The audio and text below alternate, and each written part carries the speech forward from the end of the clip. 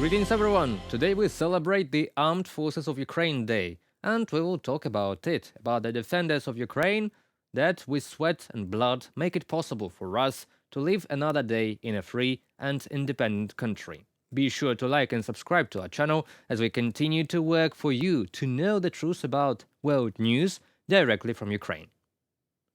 But we will start with the propaganda event which took place tonight. Tucker Carlson interviewed Sergei Lavrov, Putin's foreign minister and the head of the Ministry of International Lies, Foreign Affairs of Russia. As expected, the Soviet-style narrative of the most peaceful country in the world, and we would not have attacked if you would have surrendered, was voiced out loud. The unexpected part was only the wide number of narratives that play in hand with Russian propaganda in the West that were voiced. Let's listen to some of them. First, Russia doesn't want to aggravate the situation, hoping that its signal to the US, in fact, in the form of the Oreshnik test against Ukraine, was taken seriously. Russia is ready to send additional messages to the West if it fails to draw the necessary conclusion in light of the Oreshnik missile strike against Ukraine. Russia and the US are not officially at war. What is happening in Ukraine is a hybrid war, according to Lavrov. And Russia would not have launched a special military operation if the West and Kyiv had adhered to the Minsk agreements. And other outright lies trying to somehow justify the endless meat grinder and millions of destroyed lives by some statements like, "It were us who were deceived, mind our interests." And it is at least partially true.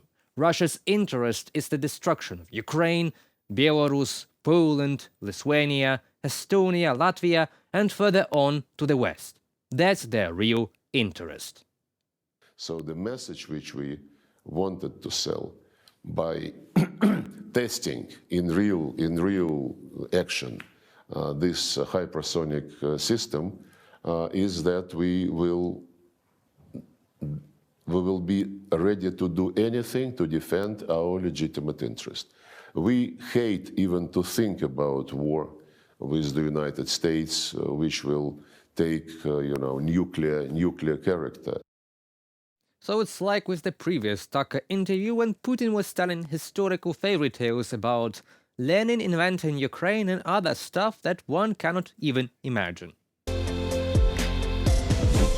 These are men and women of different origin, professions, heritage, nationality and religion, but they have common purpose. They are all defenders of Ukraine in the armed forces. In fact, the only reason you can see me now in the studio is their resilience and resolve.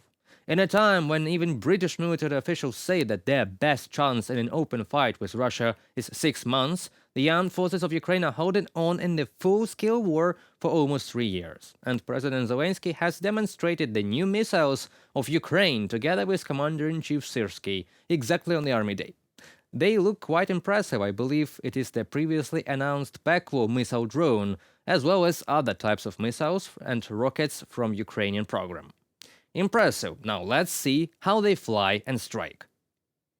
In fact, the most diverse and most combat-capable army that is on the side of the civilized world in Europe is Ukrainian army. And on the 6th of December, Ukrainian defenders celebrate their professional day. This day is when in 1991 the Parliament of Independent Ukraine adopted the law on the armed forces of Ukraine, thus securing Ukrainian independence from Russia, back then the Soviet Union. Because a country's sovereignty can be only guaranteed by an armed force that will protect this sovereignty in case and when another country will try to take it away. And in our case, Russia has in fact dreamed for 30 years to reconquer Ukraine financially, politically, and by military force, since 2014 and 2022. And only Ukrainian armed forces together with the National Guard, Security Service, Navy, Intelligence, Border Guards, Volunteers, Territorial Defense Forces, Air Force and many other formations of the defense and security forces with their resilience withstood Ukraine and the way we all live in Europe right now, with their blood and sweat, so we thank them today. And as the battlefield evolves, the armed forces evolve too. As announced by the Minister of Defense, the armed forces will shift from brigade tactical management to a more strategic procurement with the upgrade to corps management system. The commander of the National Guard Special Purpose Brigade Azov, Denis Prokopenko, has called for changes in the structure of the army to improve combat efficiency in repelling Russia's offensive. A big war requires big changes. We are talking about the principles of warfare, procedures for managing troops, the role and place of units on the battlefield, not only about a wide range of Western weapons and beautiful Latin labels on office doors. It has an exclusively organizational character, namely in the concept of formation, supply, training and management of units of operational tactical and operational strategic levels, which allows the command of enemy divisions and armies to prepare and subsequently manage their regular units in combat more effectively and confidently than our commanders of brigades still can do. Colonel Denis Prokopenko, Redis, commander of the 12th Special Forces Brigade Azov of the National Guard of Ukraine, on his Facebook page.